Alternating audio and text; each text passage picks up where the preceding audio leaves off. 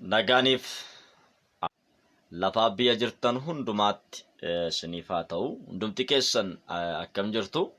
Galannii fi ulfinni Yesuus Kiristoosiidhaaf haa ta'u. Onlaayinii Feesbuukii kanarratti kan argamtan galannii fi ulfinni Yesuus Kiristoosiidhaaf haa ta'u. Yesuus inni guddaadha.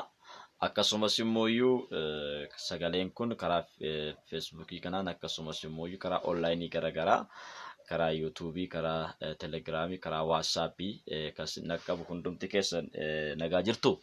Galannii fi ulfinni Yesuus Kiristoosiidhaaf haa ta'u. Yesuus inni guddaadha. Ameen ameen. Kan akka Waaqayyoo keenya eessattuyyuu hin argamu. Inni Waaqayyoo keenya, inni Abbaa keenya. Galannii fi ulfinni Yesuus Kiristoosiidhaaf haa ta'u. Egaa sagalee Waaqayyoo isa jiraataa, sagalee Waaqayyoo isa humna hojjetuuf keessaa qabu, sagalee Waaqayyoo isa danda'a ta'e yeroo kanatti qabadhee gara keessan dhufeen jira.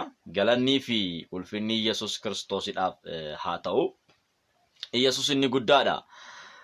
Haalelooyaa. Yesuusiif galanni guddaan haa ta'u. Sagalee Waaqayyoodhaa qabadhee dhufeen jira.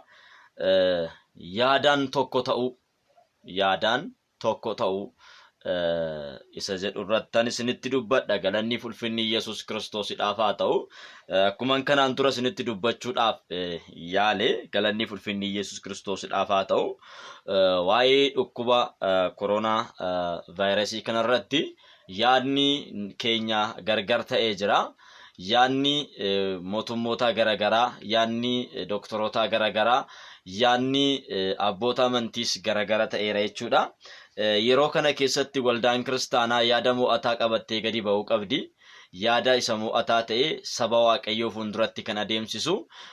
Galanni fi ulfinni Yesuus Kiristoosiidhaaf haa ta'u. Sagalicha sheer walii godhaa, walii daddabarsaa, namoota baay'ee akka dhaqqabuu fi namoonni onlaayinii irra galtan baga nagaan dhuftan gooftaan sinaa eebbisu. Barri keessan kan eebbifame haa ta'u. Waaqayyo sinaa eebbisu eebbifamaa ariifattanii gara sagalee Waaqayyoo dhaga'uudhaaf gara dhufuu keessanii fi gatiin keessan Waaqayyo biratti guddaadha. Galanni fi ulfinni Yesuus Kiristoosiidhaaf haa ta'u. Dafaatii sheer godhaa namoota hundumaa akka dhaqqabuuf jechuudha. Galanni fi ulfinni Yesuus Kiristoosiidhaaf haa ta'u. Yesuus inni guddaadha. Egaa koronaa irratti namoonni yaadni isaanii akka yaada sadi ta'e kanaan dura isinitti himeen jira. Inni tokko namatu fide jedha. Inni tokko immoo seexanatu fideedha. Inni tokko immoo Waaqayyotu fidee jedha. Koronaa irratti yaadota meeqatu jira jedheera. Yaadota sadiitu jira. Gara yaada sadii irraa gara yaada tokkootti dhufuudhaaf maal gochuu qabna kan jedhu qabxiiwwan gurguddoo kakkaasee isinitti dubbadheen ture. Galanni fi ulfinni Yesuus Kiristoosiidhaaf haa ta'u. Qabxiiwwan gurguddoo kaasee isinitti dubbadhe keessaa galanni fi ulfinni Yesuus Kiristoosiidhaaf haa ta'u. Inni guddaani amantoonni maal gochuu qabna koronaa mo'achuudhaaf nuti amantoonni maal gochuu qabna isa jedhuufi yaadni keenya gara tokkotti dhufuu qaba. Namni illee yoo fide, seexanni illee yoo fide, Waaqayyo illee yoo fide hundumaa kan danda'u Elshaadaay inni jedhame Waaqayyo inni hunduma danda'u suni nurraa kaasuu danda'a jennee irratti walii gallee jirra jechuudha. Galanni fi ulfinni Yesuus Kiristoosiidhaaf haa ta'u. Ameen ameen. Kanaafi namni haa fidu, seexanni haa fidu, eenyumtuu haa fidu. Abbaa fidee miti amma nuti kan wal dhabsiisu jechuudha. Kan fide irratti osoo hin taane isa kaasuu danda'u irratti walii galuu qabna jechuudha. Waaqayyo kaasuu akka danda'u beeknee, Waaqayyo nurraa kaasuu akka danda'u beeknee, Waaqayyo nurraa fuudhuu akka danda'u beeknee, dhukkubni kun biyya keenyarraa, addunyaarraa akka Waaqayyo kaasuu danda'u dhukkuba kana beeknee garamitti deebuu qabna hundumti keenya gara Waaqayyootti deebinee Waaqayyoon kadhachuu qabna jechuudha. Galanni fi ulfinni Yesuus Kiristoosiidhaaf haa ta'u. Yesuus inni guddaadha. Kallattii kanaan burjaaja'uu hin qabnu. Garaagaraatiin wanta garaagaraa dhaga'uudhaan, oduu garaagaraa dhaga'uudhaan, holola garaagaraa dhaga'uudhaan burjaaja'uu hin qabnu. Galanni fi ulfinni Yesuus Kiristoosiidhaaf haa ta'u. Nuti Waaqa dhaabataa, Waaqa isa hunduma danda'u qabna waan ta'eef ati hin dandeessa Waaqayyo nurraa kaasi jennee gara Waaqayyootti deebi'uu qabna jechuudha. Dhukkuba maaliitii kaantu fide sanatu fide jechuu dhiisnee garamitti deebi'uu qabna. Gara yaada Waaqayyootti deebi'uu qabna. Waaqayyo nurraa kaasuu akka danda'u jechuudha. Galanni fi ulfinni Yesuus Kiristoosiidhaaf haa ta'u. Waldaan kiristaanaa yaada mo'ataa qabattee gadi ba'uu qabdi.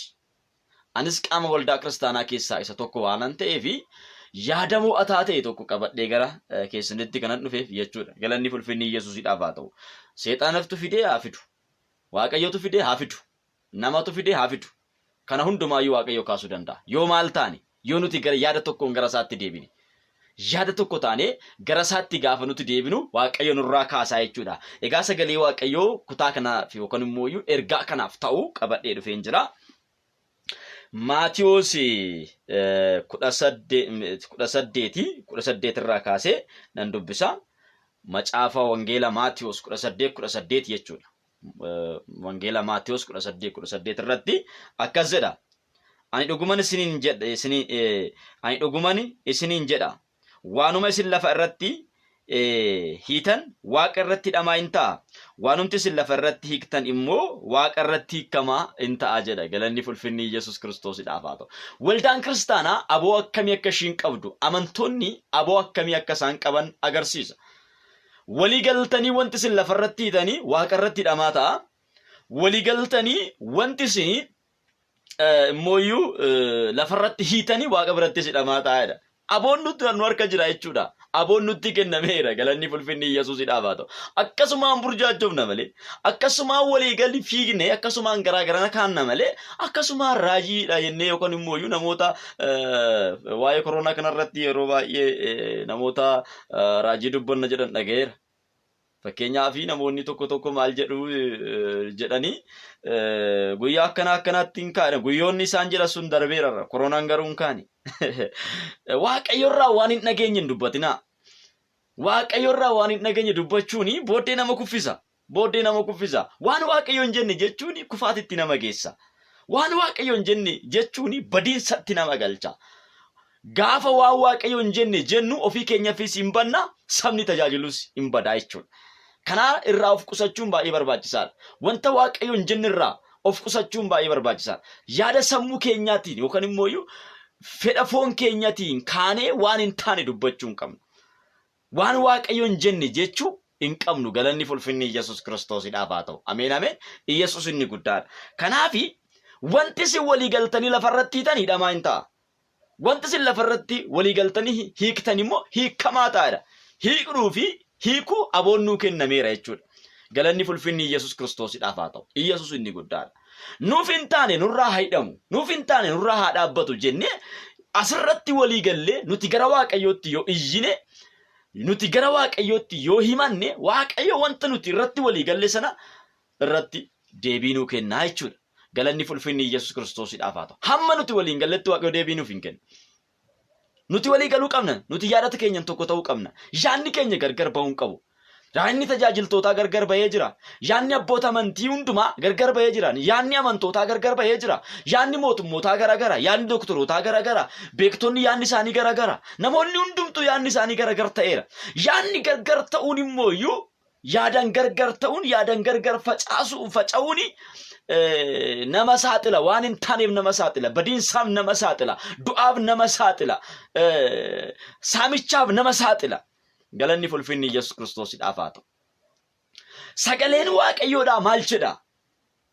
Wanti isin walii galtanii too hiitan hidhamaa ta'a. Wanti isin walii galtanii too hiiktan hiikamaa ta'a. Eega jedhee aboon nu harka jira jechuudha. Galanni ulfinni Yesuus Kiristoosidhaaf haa ta'u. Gara yaada sagalee Waaqayyootti deebi'uu dadhabneeti malee, gara dubbii Waaqayyootti deebi'uu dadhabneeti malee, gara dhoksaa sagalee Waaqayyoo isa kana hubachuu dadhabuu keenyatu waan baay'eedhaaf nu saaxilaa jira. Waan baay'eedhaaf dabarsee nu kennaara. Kanaaf yaa saba Waaqayyo, kottaa hin deebina. Gara Waaqayyootti deebina. Yaada keenyaan gara Waaqayyootti deebina. Gaaf sana Waaqayyo isa nuuf hin taane san nurraa kaasuu danda'a. Isa biyya keenyaaf hin taane nurraa kaasuu danda'a. Isa waldaa keenyaaf hin taane nurraa kaasuu danda'a. Maqaan isaa Elshaadaayii jedhama. Elshaadaayii jechuun immoo danda'aadha. Isa hunduma danda'u jechuudha. Waaqayyoonni hunduma danda'u kuni biyya keenyarraa kaasuu waan danda'uuf. Biyya keenya bilisa baasuu waan danda'uuf. Waldaa kiristaanaa bilisa baasuu waan danda'uuf nuti gara yaada kanaatti guddachuu qabna. Yoo nuti gara yaada kanaatti guddanneedha jechuudha. Galanni ulfinni Yesuus Kiristoosidhaaf haa ta'u. Ammas isinii nan jedha. Isin keessaa namoonni lama biyya lafaa irratti jechuudha. Kana irratti waa'ee waan tokkotti walii galanii yoo kadhatanii abbaa koo isa Waaqaa irraa biraa wanti isaan kadhatan hin kennamaafi jedha. Namoonni meeqa? Namoonni lama yaada tokko ta'anii yoo kadhatan. Namoonni lama yaada lamaanii miti. Namoonni lama yaada tokko ta'anii lafa kanarratti yoo Waaqayyoon kadhatan, Waaqayyoon yoo kadhatanii, Waaqayyo waan isaan kadhatan sana isaaniif hin kennaadha. Yoo maal ta'an yaada tokko yoo ta'an sagalee waaqayyoodhaa yommuu dubbatu namni yaada walalamii yookaan immoo namni yaadni isaa kaaniif kaan qabee gadi dhiisu waaqayyo biraa gargaarsa argatu jedha. Waaqayyo biraa maaliin argatu? Gargaarsa argatu. Namni yaadni isaa walalamii yaadni isaa waa hunduma qabee gadi dhiisu. Namni yaadni isaa waa hunduma qabee gadi dhiisu waaqayyo biraa gargaarsa argatu jedha macaafni qulqulluun. Galanni ulfinni Yesuus Kiristoosidhaaf haa ta'u. Namni yaadni isaa wanta hunduma qabee gadi dhiisu waaqayyo biraa gargaarsa argatu. Namni akkasii akka dhahaa galaanaati. Garanas oofame, garanas deebi'a. Garanuma oofame, garanuma deebi'a. Asumatti waajja qaawula malee waaqayyo biraa gargaarsa argatu. Galanni ulfinni Yesuusidhaaf haa ta'u. Waldaan kiristaanaa yaada mo'ataa qabattee gaafa gadi baatu. Yaada mo'ataa qabdi waldaan kiristaanaa. Yaada caalu. Kan mootummootarra kan caalu, kan beektota doktorotarra kan caalu waldaan kiristaanaa qabdi. Waldaan kiristaanaa immoo macaafa qulqulluudhaan hoogganamti. Macaafni qulqulluu kana keessatti wanti hin dubbatamne, wanti hin barroofne hin jiru. Galanni ulfinni Yesuus Kiristoosidhaaf haa ta'u. Yesuus inni guddaadha. Ameen ameen. Kanaaf wanti isin walii galtanii hiitan hidhamaa ta'a. Wanti isin walii galtanii too hiiktan hiikamaa ta'a. Erga jedhee booda nuti maal gochuu qabna? Walii galuudha. Walii galuudha inni guddaan jechuudha. Nuti walii galuudha. Seexanarraayis kan seexanatu fide jennus dhiisne, kan waaqayyotu fide jennus dhiisne, kan namatu fide jennus dhiisne, wanti nutti dhufe kuni, dhukkubni biyyatti dhufe kuni, duguuggaa sanyii namaa, dhala namaa lafarraa duguugaa jira waan ta'eef kun karoora keetii miti jechuunidha waaqayyoon. Eeyyan sagalee waaqayyoo ilma nama waaqayyoo ilmaa galanni ulfinni Yesuus Kiristoosidhaaf haa ta'u. Yesuus inni guddaadha. Waaqayyo son kadhadhu waan naan jedhee asumaa isinitti dubbachuu nan barbaada. Maali waaqayyo? Ilmaan namaa lafarraa duguuguun, ilmaan namaa lafarraa kaasuun, du'aan ilmaan namaa lafarraa xaraguun fedha keetii jennaani sagalee waaqayyootu gara koo dhufe. Galanni ulfinni Yesuus Kiristoosidhaaf haa ta'u. Ameen ameen. Iskeel 18:23 irratti andu'a namaatti hin gammadu naan jedhe waaqayyo. Fedha isaa miti. Fedha waaqayyoo miti. Waaqayyoo du'a keenyatti hin gammadu. Dhumuu keenyatti waaqayyoo hin gammadu. Lafarraa xaragamuu keenyatti waaqayyoo hin gammadu. Fedha waaqayyoo miti. Yaada waaqayyoo miti. Kanaaf nuti walii gallee ati nurraa kaasuu hin dandeessa. Kuni karoora keetii miti. Dhala namaa lafarraa balleessuun karoora keetii miti. Dhala namaa duguuguun karoora keetii miti. Dhalli namaa hagam yoo cubbuu hojjete iyyuu karaa ilma keetti araaramuu barbaadda malee. Karaa tokkocha ilma kee ofitti araarsuu barbaadda malee kuni karoora keetii miti. Karoora waaqayyoo miti. Karoorri waaqayyoo maalidha isinitti immoo? Karoorri waaqayyoodha. Uumama hundumaayyuu Yesuus jalatti boojisiisuudha. Uumamni hundumtuuyyuu Yesuus jalatti walitti qabamuudha. Galanni ulfinni Yesuus Kiristoosidhaaf haa ta'u. Uumamni hundumtuu Yesuus jalatti bitamuudha. Isaaf akka bitaman gochuudha. Uumamni hundumtuu isaaf akka sagadan, isaaf akka jiraatan gochuudha. Malee karoorri waaqayyoo kana malee karoorri waaqayyoo ilmaan namootaa balleessuu miti. Sagalee waaqayyoodha maal jedhaa? Ilma waaqayyoo kanatti kan amanan isaan jireenya argataniifi malee isaan akka badaniif tokkicha ilma isaa gara biyya lafaatti hin ergineedha. Agartanii? Waaqayyo tokkicha ilma isaa gaafa gara biyya lafaatti ergu isaan haa fayyaniif malee isaan haa badaniifi miti. Ilma isaatiin nu balleessuufi miti. Karoora ilma isaatiin nu fayyisuu waaqayyo baaseera. Karoora ilma isaatiin bilisa nu baasuu waaqayyo baaseera. Ilma isaa nu ergee bilisa nu baasuudhaaf, ilma isaa nu ergee jireenya nu kennuudhaaf waaqayyo karoora kana baaseera. Kuni karoora waaqayyooti. Nu jiraachisuun karoora waaqayyooti. Gara jireenyatti nu yaamuun karoora waaqayyooti malee nu balleessuu karoora hin qabu waaqayyo. Ilmaan namoota lafarraa xaraguu karoora hin qabu waaqayyo. Ilmi namaa yoo balleesse iyyuu araarri isaa baay'ee waan ta'eef, dhiifamni isaa baay'ee waan ta'eef, araara isaa baay'ee sanaan maal godhaa? Gara ofiitti harkisa. Galanni ulfinni Yesuus Kiristoosidhaaf haa ta'u. Ameen. Itti aanee maal jedhaa? Iddoo namoonni lama yookiin sadi maqaa kootiin walitti qabamanitti ani achitti nan argama. Galanni ulfinni Yesuus Kiristoosidhaaf haa ta'u. Ani achitti isaan gidduutti nan argama. Iddoo kamitti? Iddoo namoonni lama yookaan sadi maqaa kootiin walitti qabamanitti. Yaada tokko ta'anii iddoo isaa walitti qabamanitti ani achitti nan argama jedhe waaqayyo. Bakka waa nuti yaada tokko taanetti yaada tokkoon bakka nuti walitti qabamnetti waaqayyootu argama. Waaqayyo akka nu jidduutti argamu yoo barbaanne argamni waaqayyo nu jidduutti akka ta'u yoo barbaanne yaada tokkoon taanee fuula isaatti argamuu qabna. Waan tokko irratti isa kadhachuu qabna. Amma bari namoonni wal ceepha'utti jiru. Seexanatu fide jedhee kan seexanaa abaaru akkamitti seexanatu fide teessiru seexanaa abaarta. Seexanaa miti waaqayyootu namoota ittiin leenjisuudhaaf fideedhaan. Galanni ulfinni Yesuusidhaaf haa ta'u. Namoota waaqayyootu fide kan jedhu immoo waaqayyoon dhiifama gaafachaa jira. Namatu fide kan jedhu immoo mootummoonni gamtooman maaf callisuu? Maaf callisuu? Yoo dhalli namaa dhufu maaf callisuu? Dhukkuba kana madda dhukkuba kana wallaalaniiti. Eenyu akka fide wallaalanii callisuu jedhanii too mootummoota irratti ka'aa jiru. Inni kun immoo akkamitti yaada waaqayyoo ifatta kun yaada waaqayyooti. Waaqayyootu namootaan leenjisuudhaaf cubbuun namootaa waan baay'ateef namootaan leenjisuudhaaf fideera. Namni hundumtuu gara yaada tokkootti deemaa jiru wal loluutti jiran. Wal irratti ka'uutti jiran. Wal ceepha'uutti jiran ammayyuu. Yaada tokko gara yaada tokkootti guddachuu qabna. Galanni ulfinni Yesuusidhaaf haa ta'u. Yaadan tokko ta'uu qabna. Gaafa yaadan tokko taane mo'achuu dandeenya. Koronaa mo'achuu dandeenya. Koronaa dhiisii waan fene mo'achuu dandeenya. Elshaadaa isa ta'e waaqayyoo kanatti gaafa of kennine yaada tokko taanee gaafa gara isaatti deebine ofirraa kaasuu dandeenya jechuudha. Galanni ulfinni Yesuus Kiristoosidhaaf haa ta'u. Yesuus inni guddaadha. Garasitti guddachuu qabna. Gara yaada waaqayyootti guddachuu qabna. Gara beekumsa dubbii waaqayyootti guddachuu qabna. Galanni ulfinni Yesuusidhaaf haa ta'u. Dubbii waaqayyoo wallaaluu irraa kan ka'e yeroo baay'ee burjaaja'uutti galla. Sagalee waaqayyoo maal jedha? Wanti nuti walii gallee lafarratti hiine hidhamaadha. Wanti nuti walii gallee lafarratti hiikne hiikamaadha. Kanaaf walii galuudha wanti nu barbaachisu. Nuti walii galuudha. Nuti gaafa walii galle waaqayyoo nu jidduutti argama. Gaafa nuti tokko taanee yaada tokkoon bakka tokkotti gaafa kadhannu iddoo keenyatti argama jechuudha. Galanni ulfinni Yesuus Kiristoosidhaaf haa ta'u. Gara dubbii waaqayyootti guddachuu dhabuurraa kan ka'e raajoonni jedhamee ta'u namoonni raajota ofiin jedhanii ofii isaaniitti taappellaa raajiidhaaf maxxansanii nu burjaajessaa jiru. Nu burjaajessaa jiru. Galanni ulfinni Yesuus Kiristoosidhaaf haa ta'u. Hagammaatti waaqayyoo dhukkuba kanarratti yaadni waaqayyoodha maalidha? Isa jedhuufi waaqayyo namoota waaqa itti dubbate hagammaatti hin jiru. Qabatamaa waan ta'e. Waa'ee dhukkuba kanaadhaaf madda isaa maali kan jedhe waaqayyo nama itti dubbate hin qabu. Galanni ulfinni Yesuusidhaaf haa ta'u. Waaqayyo gaafa dubbatu hin diiga. Hojii sana hin diigaa jechuudha. Gaafa dubbate jechuun waaqayyo diigeera jechuudha. Galanni ulfinni Yesuusidhaaf haa ta'u.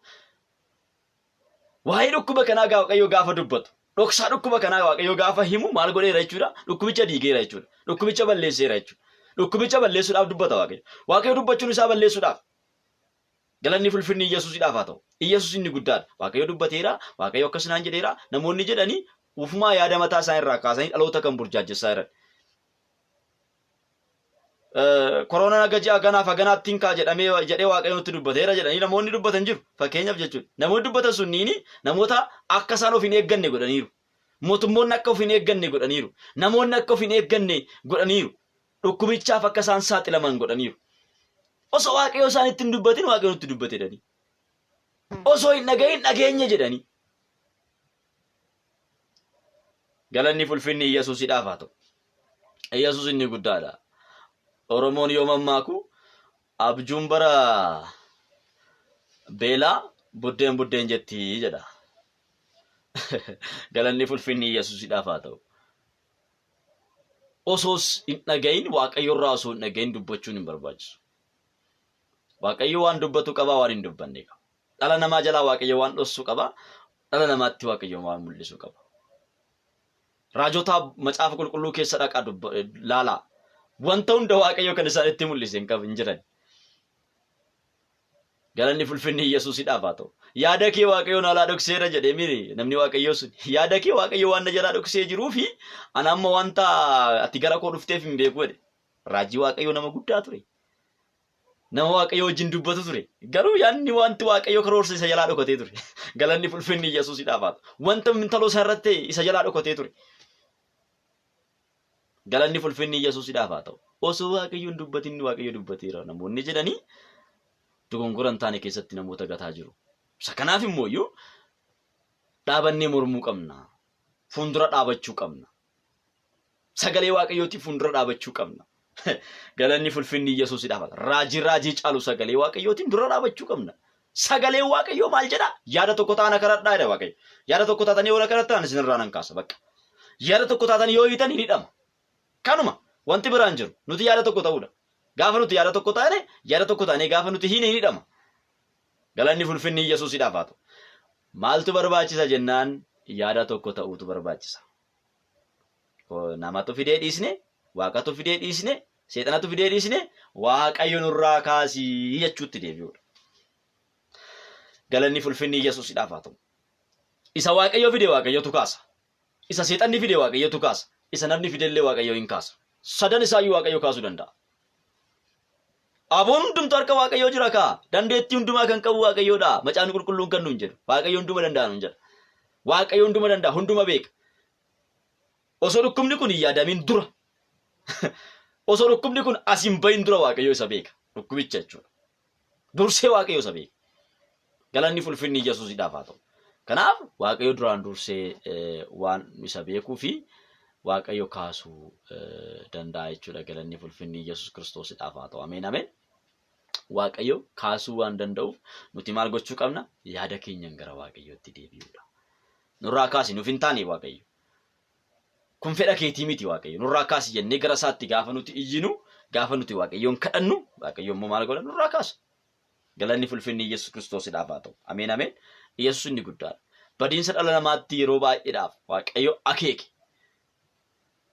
Naanawee irratti ergaa yommuu ergu, Yoonaasin yommuu ergu naanaween hin galabbatamti gaafa jedhu, naanaween ba'anii hundumti isaaniitu yaada tokkoon.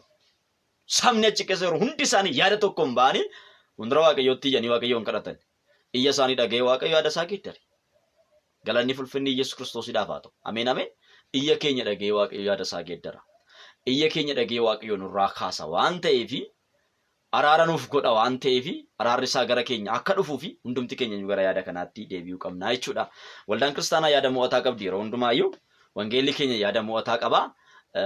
Yaada mo'ataa inni qabu wangeela keenya waan ta'eef gara wangeela keenyatti haa deebinu. Sheerii waliif godhaa, waliif daddabarsaa, waliif ergaa. Galanni fulfinni Yesuus Kiristoosidhaaf haa ta'u. Waanuma nuti walii galleetoo hiine hidhamaa ta'a.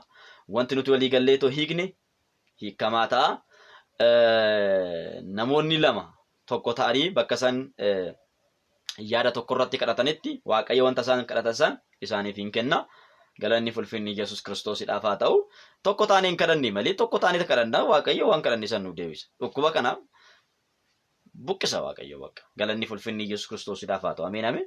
Yesuus inni guddaadha. Tokko hin taane gara eenyu kadhataa jira? Namuyyuu lola oofaa jira. Oduu oofuutti jiran malee kadhachuutti hin jiru. Oduu oofuudha bakka. Marti keenyayyuu achiin bahee asiin dhufee dhukkuba chaayinaati maaloodha. Dhiisaa marumaayyuu. Mee dhiisaa gara waaqayyootti haa deebinu. Yaanni keenya gara waaqayyootti haa deebi'u. Galanni fulfinni Yesuus Kiristoosidhaaf haa ta'u. Ameen ameen. Martuu sababa qaba. Namatu fide kan jedhu sababni jira. Sababa gahaatu jira. Seexanatu fide kan jedhu sababni jira. Sababa gahaatu jira.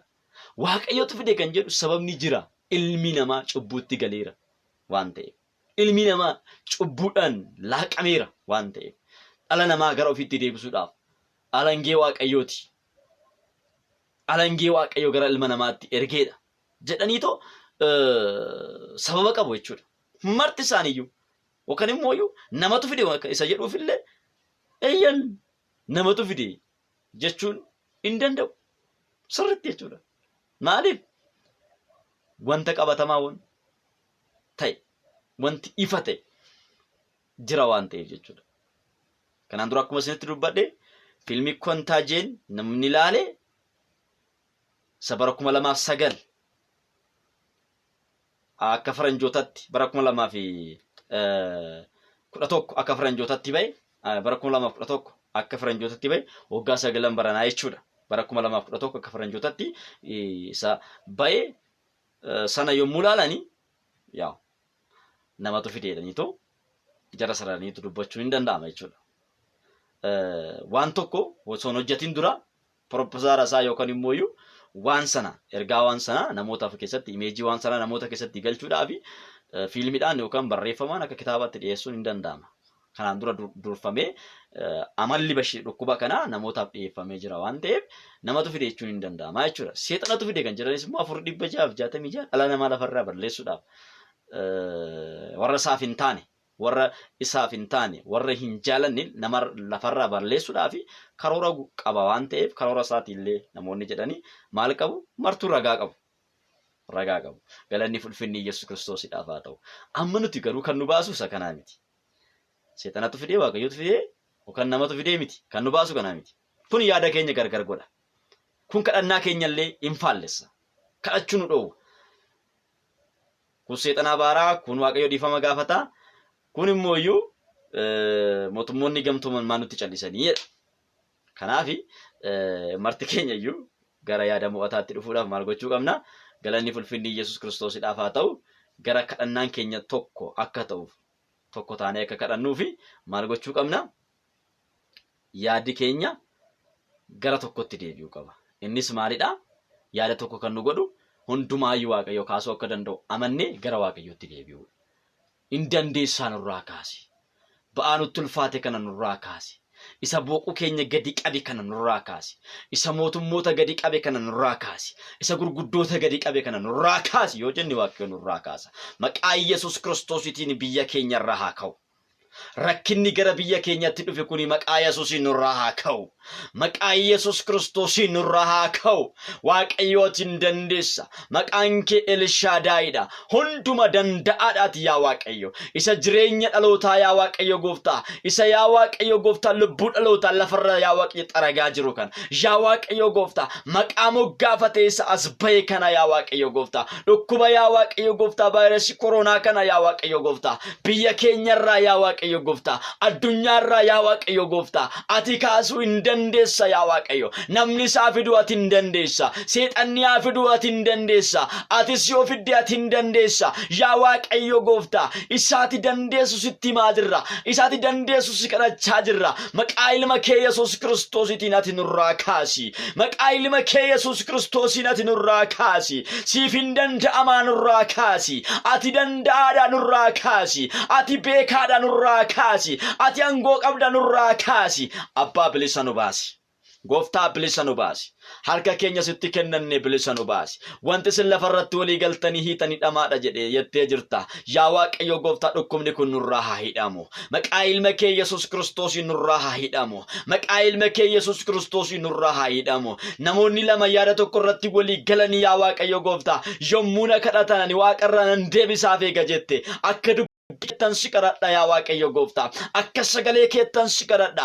Amma yaa Waaqayyo aniif sabni yaa Waaqayyo amma sagalee kana dhaga'aa jiran. Aniif yaa Waaqayyo gooftaa warri amma ergaan kun isaan dhaqqabu. Maqaa ilma kee Yesuus Kiristoosiin si kadhanna. Yaa Waaqayyo gooftaa abbaa keenya ati nu dhaga'i. Waaqarraa ati nu dhaga'i. Kadhata keenya ati nu dhaga'i. Waaqayyo ati nurraa kaasi. Yaa Waaqayyo namoonni lama sadi yoo yaa Waaqayyo gooftaa namoonni lama yookaan sadi yaa Waaqayyo iddoo tokkotti walitti qabamanii yaa Waaqayyo gooftaa yommuu ani isaanii yaa Waaqayyo gooftaa walitti qabamanii bakka kootti maqaa kooti yoo walitti qabamanii fuuldura kootti maqaa kooti yoo walitti qabamanii isaan jidduutti nan argama jette. Argamni kee jidduu keenyatti haa ta'u. Argamni kee yaa Waaqayyo gooftaa jidduu keenyatti haa ta'u. Ati jidduu keenyatti argami. Ati jidduu keenyatti argami. Yoo jidduu keenyatti argamte waan nuuf hin tolle nurraa kaasta. Ba'aa nutti ulfaate nurraa kaasta. Waan joo seexanaa nurraa cabsita.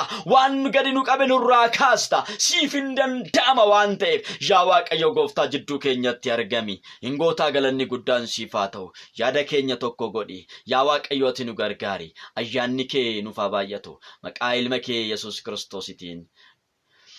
Ameen. Gooftaan baraaf jireenya keessan haa eebbisu. Barri keessan haa eebbifamu. Kadhanni keenya gara yaada tokko nu godhutti ta'uu qaba. Guddaan sin jaaladha.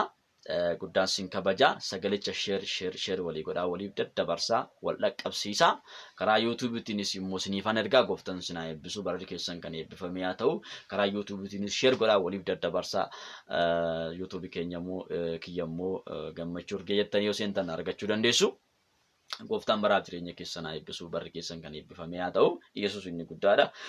Galanni ulfinni Yesuus Kiristoosiidhaaf haa ta'u. Yeroo hundumaa akkasin dhaqqabuuf immoo yuutuubii dammoo sabiskiraayib godhaatii ol godhaa akka yeroo hundumaa isin dhaqqabuuf gooftaan baraaf jireenya keessan haa eebbisu, barri keessan jireenya keessan kan eebbifame haa ta'u. Guddaa isin jaaladha, guddaa isin kabaja. Akka isin jaaladhuufi isin kabajuu isinuu gaarii gootanii beektu. Yeroo kanatti immoo galgala kana haala akkanaatiin sagalee Waaqayyoo waliin nyaanneerra. Sagaleen kun immoo keessa keenyatti humna guddaadhaan haa hojjetu. Egaa sagalee Waaqayyoo amanaa. Waan sagalee Waaqayyoo jedhu jedhaa. Waan sagalee Waaqayyoo isiniin jedhutti immoo jiraadhaa.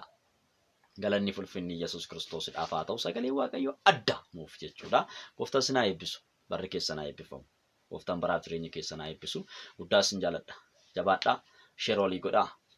Waaqayyoo jedhe immoo boru walitti hin deebina. Barumsa gaa'ilaa isa isinii darbaa jiru immoo sirriitti dhaggeeffadhaa. Boru immoo Waaqayyoo nu gargaara immoo boru walitti deebina. Galanni ulfinni Yesuus Kiristoosiidhaaf haa ta'u. Gooftaan baraaf jireenya keessan haa eebbisu. Shaaloom. Barri keessan kan eebbifame haa ta'u, eebbifamaa.